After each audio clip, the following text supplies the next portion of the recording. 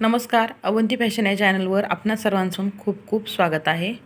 आज आपण फिनिशिंग म्हणजे काय आणि ब्लाऊजला कशा पद्धतीने फिनिशिंग असली तर तुमचं ब्लाऊज छान शिवले असं म्हटलं जातं। तर हा साधा मी शिवलेला ब्लाऊज घेतलेला आहे विदाऊट अस्तरचा। तर हे पहा, ही जी पट्टी आहे सेंटर पॉईंटच्या पट्टीपासून आपण स्टार्ट करणार आहोत।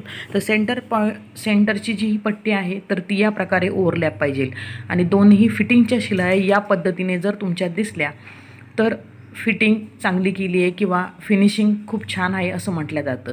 तर ही फिनिशिंग कुठेही मागे पुढे होता कामा नये आणि ही हुक पट्टी आणि आय पट्टी या दोन्ही एकमेकांवर ओव्हरलॅप पाहिजे।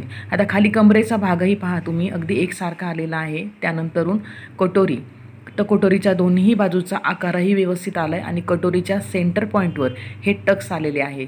त्यानंतरून येतो गळा, तर गळ्याला पहा ज्या पद्धतीने आपण पट्टे काढतो तर गळ्याला जी क्रॉस पट्टी लावतो ती जर व्यवस्थित लावलेली गेलेली असेल तर आतला भाग बिलकुल बाहेर डोकावत नाही आणि फिनिशिंग ही गळ्याभोवतीच जास्त दिसते। बरेच जण गळा पाहूनच सांगतात की यांची फिनिशिंग कशी आहे। त्यानंतरूनच हे बाहीचा साईडचा जो भाग आहे त्याचाही आकार व्यवस्थित पाहिजे आणि या ठिकाणचा जो जॉईंट्स आहे तो जॉईंट अगदी एकसारखा, कुठेही कमी जास्त नको आहे, एकसारख्या प्रमाणात पाहिजे। आता ही हुक पट्टी आणि आय पट्टी हे पहा, ब्लाऊज स्टिच केल्यानंतरून आतला भाग कुठेही दिसता कामा नये म्हणून आपली एक बाजू जी आहे तर ती अर्धा इंचाने मोठी असते। हे पहा, ज्यावेळेस आपण हुक्स लावतो तर हुक्स लावल्यानंतरून आपण जी आय आहेत तर आय केलेली पट्टी ही अर्धा इंचाने एक्स्ट्रा असते। तर कधीही हुक पट्टीचं जर तुम्ही माप घेतलं तर ते 9 इंच जर भरलं, अगदी अंदाजे सांगते मी, हे जर 9 इंच भरलं तर त्याच्या अपोजिटची जी पट्टी आहे आय पट्टी तर तिचं माप जे आहे तर ते अर्धा इंचने एक्स्ट्रा भरतं, कारण का आय पट्टी ही बाहेरच्या साईडला लावलेली असते। तर याप्रमाणे ही पट्टी अशी ओव्हरलॅपिंग पाहिजे, त्यामध्ये कुठलाही डिस्टन्स नको आहे। ब्लाऊज स्टिच केल्यानंतरून जो आतला भाग बाहेर दिसतो तर तो ह्या कारणामुळे दिसत नाही। तुमची ही पट्टी याप्रमाणे ओव्हरलॅप पाहिजे। त्यानंतरून क्रॉस पट्टीस म्हणजेच आपली योगपट्टीविषयी जाणून घेऊया। आता ॲक्च्युली आपलं बॉडी स्ट्रक्चर जे आहे तर ते ज्याप्रमाणे आहे तर त्याचप्रमाणे हे योगपट्टीचा आकार देखील असतो। आता हे बऱ्याच जणांना माहीत नसतं। तर योगपट्टी लावल्यानंतरून काय होतं, बऱ्याचदा ब्लाऊजवर उचलल्या जात नाही किंवा आपल्या चेस्टला उठावही ह्या योगपट्टी जर तुमची व्यवस्थित कट केलेली असेल ह्या कर्वनुसार, हा कर्व खूप महत्त्वाचा असतो, त्यामुळे तुमच्या बॉडीलाही उठाव येतो। त्यामुळे योगपट्टी शक्यतो लावत जा, लावल्यानंतरून ब्लाऊज उचलल्या जात नाही आणि समोरून फिनिशिंग आणि फिटिंग ही खूप छान दिसते। आता आपण पाठीचे टक्स पाहूया। तर कुठलंही ब्लाऊज असलं की त्याला पाठीचे टक्स हे द्यावेच लागतात, विदाऊट टक्स कुठलंच ब्लाऊज नसतं। जर टक्स दिल्यामुळे हा सेंटर पॉईंट जो आहे तर तो उचलल्या जात नाही आणि बऱ्याचदा पाठीला ज्या ठिकाणी आपले टक्स असतात त्या ठिकाणी बऱ्याचदा घड्या पडतात। तर का, तर आपलं बॉडी स्ट्रक्चर ज्याप्रमाणे आहे तर म्हणजे छातीचा भाग जास्त आणि कमरेचा भाग जो कमी असतो तर तो निमुळता भाग असतो, त्यामुळे पाठीला टक्स जर दिले तर बॅक साईडने ब्लाऊज तुमचं खूप छान बसतं। त्यानंतरूनच गळा शिवताना पहा, तुम्ही जर कॅनव्हसवर गळा शिवत असाल तर त्याला शक्यतो शिलाई द्यायचं टाळा। शिलाई देण्यापेक्षा त्याला हात शिलाई किंवा तुरुपाई करत जा, म्हणजे तुमचा गळा आणखीन फिनिशिंगमध्ये दिसेल। आणि आता हे पहा, शोल्डर जॉईंट करताना मी समोरच्या साईडला हातशिलाई केलेली आहे आणि बॅक साईडला बॉक्स गळा टाकलेला आहे। तर हे दोन्ही भाग एकमेकांना जोडताना, तर हे पहा, शोल्डर जोडताना या पद्धतीने तुम्ही शोल्डर जोडत जायचं, म्हणजे जोडलेलं शोल्डर हे बाहेरच्या ब्लाऊज घातल्यानंतरून बाहेरच्या साईडला दिसत नाही किंवा त्याचे धागे वगैरेही दिसत नाही आणि असं या प्रकारे फिनिशिंग आली पाहिजे। आणि शक्यतो समोरच्या साईडला जर तुम्ही हातशिलाई केलेली असेल किंवा तुरुपाई केलेली असेल तर शक्यतो तिथे शिलाई मारायचं टाळा, शक्यतो त्या ठिकाणी तुम्ही हातशिलाईच करत जा। त्यानंतरून आपण हे पहा फिटिंग पाहणार आहोत। तर फिटिंगमध्ये पहा, साधारणतः खाली 1.5 इंच किंवा 1 इंच आणि दंडगेराला 1 इंच, तर 1 इंचापर्यंत ही स्ट्रेटमध्ये याप्रमाणे तुमची शिलाई जर आलेली असेल तर ब्लाऊज तुमचं खूप छान शिवले असंही म्हटलं जातं। तर आता पहा, स्लीव्जलाही मी या ठिकाणी हातशिलाईच केलेली आहे। आणि आता आपण पहा, बाही आणि शोल्डर हे ज्यावेळेस आपण जॉईंट करतो तर हा जॉईंट या बाहीच्या उतरत्या दिशेने पाहिजे। हा जर उतरत्या दिशेने एकसारख्या प्रमाणात जर लावलेला असेल आणि अर्धा इंच युनिट टाकून या ठिकाणी डबल शिलाई द्यायची आहे।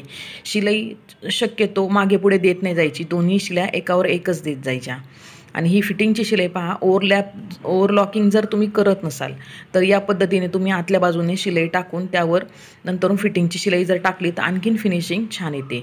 आता ही क्रॉस पट्टी आपण पाहूयाच, म्हणजेच योगपट्टी। तर योगपट्टी ही आपण आतल्या साईडने फोल्ड केलेली आहे, म्हणजे दोन्ही बाजूने आपल्याला ही योगपट्टी आतल्या बाजूने फोल्ड केलेली दिसेल आणि कटोरी जोडल्यानंतरून कटोरीचा जो जॉईंट असतो तर तो कटोरीच्याच दिशेने पाहिजे. जसा बाहीचा जॉईंट आहे तर बाहीचा उतरत्या दिशेला आहे, तर त्याचप्रमाणे हा कटोरी जोडल्यानंतर कटोरीचा जॉईंट हा कटोरीच्याच बाजूने पाहिजे. त्यानंतरून गळ्याला फिनिशिंग येण्यासाठी आपण हातशिलाई केलेली आहे. पट्ट्या ह्यात पूर्णतः तिरपी कट केलेली आहे. तर ती कशा पद्धतीने कट करतात तेही तुम्हाला मी दाखवणार आहे. त्यानंतरून पहा, ही आयपट्टी जी आहे आपली, तर आयपट्टी लावताना ही शक्यतो अर्धा इंच बाहेरच्या साईडने लावायची असते. बरेच जण ती कपड्यावरच ओव्हरलॅप करतात, तर नाही, तर ही आयपट्टी आपली बाहेरच्या दिशेने असते. हुकपट्टी जी असती तर ती पूर्णतः कपड्याच्या आतल्या साईडने फोल्ड करायची असते आणि हे बाहेरच्या साईडने. आता ब्लाऊज आपण सरळ करून घेतले. सरळ केल्यानंतरूनही पहा, ही पट्टी, ह्या पट्टीच्या 2 इंचामध्ये गॅप दिसला नाही पाहिजे. तर ही पट्टी एकमेकांवर अशी जर ओव्हरलॅप जर केली आणि तुमची फिटिंगची जर शिलाई साईडला जर आली तर तुमचं ब्लाऊज व्यवस्थित आहे असंही समजलं जातं. हे पहा, ओव्हरलॅप जर केलं तर पहा आतला भाग दिसणार नाही आणि जर ह्या पट्ट्या जर तुमच्या स्ट्रेच होत असतील किंवा मागे पुढेही नाही पाहिजे, दोन्ही पट्ट्या एकसारख्या प्रमाणात आल्या पाहिजे. जसंच क्रॉसपट्टी, पुन्हा कटोरीचा आकार, बाहीचा आकार ह्यासह आणि पुन्हा गळ्याचा आकार सर्वात महत्त्वाचा असतो तो गळा. गळ्याची फिनिशिंग पाहूनच ब्लाऊज कसं आहे हे समजलं जातं. आता आपण हे साधं हातशिलाई केलेलं ब्लाऊज पाहणार आहोत. मी आता हे जे ब्लाऊज दाखवलं तर ह्या हातशिलाईच्या ब्लाऊजमध्ये ज्या गळ्यासाठी ज्या पट्ट्या काढल्या जातात, म्हणजेच थोड्याशा म्हणजे पायपिंग करा किंवा गळपट्टी करा, तर त्यासाठी जी पट्टी काढल्या जाते तर दोन्हीही पट्टी एकसारख्या प्रमाणातच काढली जाते. एकसारखीच पट्टी असते, त्या ठिकाणी तुम्ही पायपिंग करा किंवा हातशिलाई करा. तर हा गळा स्ट्रेच झाल्यानंतर ज्यावेळेस तुम्ही पट्टी तिरपी कापता तर गळा स्ट्रेच झाल्यानंतरून त्या पट्ट्याही स्ट्रेच होतात. त्यामुळे तिरपी पट्टी ही गळ्याला लावायची असते. तर त्याचेही काही कारणं आहेत. आता या ठिकाणीही मी पायपिंग केलेली आहे पहा. तर पायपिंग केलेल्या ठिकाणीसुद्धा जर तुमच्या घड्या येत असतील आणि जर त्याला बारीक बारीक जर तो गळा आतला पलटी होत असेल तर त्या ठिकाणी तुमच्या पट्ट्या निश्चितच व्यवस्थित काढलेल्या गेलेल्या नाही आहे. तर आता अस्तर, मॅचिंग धागा आणि शक्य होईल तितक्या जर गळपट्टी सोडली तर शक्य होईल तितक्या शिलाई आपण आतल्या साईडनेच द्यायच्या आहेत. तुमच्या शिलाई कुठनंही वरच्या बाजूने दिसता कामा नये. ही गळ्याची एकच शिलाई जी असते तर ती फक्त वरच्या साईडने दिलेली असते. बाकीच्या सगळ्या शिलाई आतल्या बाजूने दिलेल्या पाहिजे. मॅचिंग धागा, मॅचिंग अस्तर आणि आता पाठीची पट्टी जोडतानाही पहा तर या ठिकाणीही शिलाईवर न दिसता कामा नये. आणि गळा जोडल्यानंतरूनही पहा, शिलाई देताना शक्यतो एकसारखी शिलाई द्यायची आहे. आता फिटिंगची शिलाई पण पहा अगदी एकसारखी स्ट्रेटमध्ये पूर्णतः आलेली आहे. तर या पद्धतीने ब्लाऊजची फिनिशिंग ही खूप महत्त्वाची असते आणि ब्लाऊजची फिनिशिंग ही गळ्यावरून बऱ्याचदा मॅटर केली जाते की तुमचा गळा कशा पद्धतीने शिवलेला आहे, त्यानुसार त्यांची फिनिशिंग कशी आहे तर हे कळतं. आता पाठीचा भाग हा स्ट्रेच होतो. स्ट्रेच झाल्यानंतरून ही पट्टी ही पहा उलटते आपली, तर याला कट्स द्यायचे आहेत आणि पट्टी काढताना शक्यतो क्रॉस काढत जायचे. आता ह्या पट्ट्या गळ्याच्या ज्या पट्ट्या आहेत तर त्या तिरप्या काढायच्या, म्हणजे ॲक्च्युली कशा काढायच्या तर तेही तुम्हाला मी या ठिकाणी दाखवणार आहे. आता आपण हा जो ब्लाऊज आहे तर याला हातशिलाई केलेली आहे. तर याच्या पट्ट्या मी अशा पद्धतीने काढल्यात की गळ्याची फिनिशिंगही खूप छान आलेली आहे आणि कुठेही आतला भाग लावलेली पट्टी बाहेरच्या साईडने डोकावत नाही. अगदी फिनिशिंगमध्ये आणि खूप छान आलेली आहे. आणि या ठिकाणी शक्यतो तुम्ही जर हातशिलाई करणार असाल, जर तुम्हाला पायपिंग जमत नसेल तर तुम्ही हातशिलाई करत जायची आणि हातशिलाई करून ती पट्टी व्यवस्थितरित्या लावत जायची. आता हे पट्टी, गळ्याची जी पट्टी आहे ती कशा पद्धतीने जोडली जाते तेही तुम्हाला मी किंवा ही पट्टी कशी कट केल्या जाते ते दाखवते आहे. आता हा जो कपडा आहे तर कपड्याची विण उभी आणि आडवी असते. तर कुठलाही कपडा जो असतो तर तो उभा आणि आडवा या विणेमध्ये असतो. तर हा स्ट्रेच होत नाही पहा. पण हा जर मी भाग अशा पद्धतीने जर स्ट्रेच होणारा भाग जर मी या ठिकाणी कट केला तर ही पट्टी तुमच्या गळ्यासाठी योग्य आहे. जो भाग स्ट्रेचेबल होतो, म्हणजे जी पट्टी तुमची स्ट्रेच होते तीच पट्टी तुम्ही गळ्यासाठी वापरू शकता.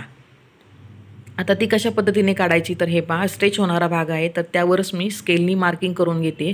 बरोबर ही स्केल 1 इंचाची आहे. 1 इंचाची ही पट्टी काढून घ्यायची आहे, म्हणजे तुमची जी पट्टी आहे अशी स्ट्रेचेबलही राहील आणि व्यवस्थित अशी फिनिशिंगमध्येही जोडल्या जाते.